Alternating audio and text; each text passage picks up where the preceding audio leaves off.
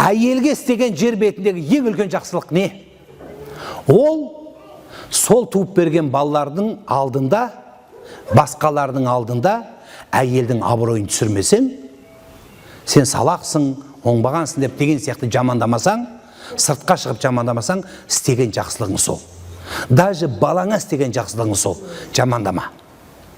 Бұла кейде мамалармен секрет қырып, осы сенің қатының ой дегенде, сен де қосылма. Тұрып кетіп қал, иә деп. Құдай қосқан жарың ғой бәрібір. Енеңнің мамаң аузын жаппа.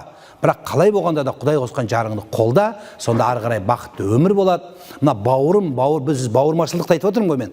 Бірақ бауырмашылдықтың менің бауырым деп жүгіргендердің барлығы біліп алыңыздар. Сен ауырып төсекке жатып қалғанда, сенің астыңды ешқашан бауырың тазаламайды. Бауырды жуат, бірақ жағдайда қашан? Әй бәрекелді. Қайтыс болғанда ақтық сапарда сен жуат. Болды. Әйелің жуамайды. Сол үшін бауырды құрметтеңіздер. Бірақ бауырды көтерем деп әйелдің ақысын төмен баспаңыздар. Ол Құдай қосқан өмірлік жарың. Сол үшін пайғамбар сол жолды бізге насихаттады. Сіз бен біз, жарларымыз жыламасын, қыздарымыз бақытты болсын. Рахмет.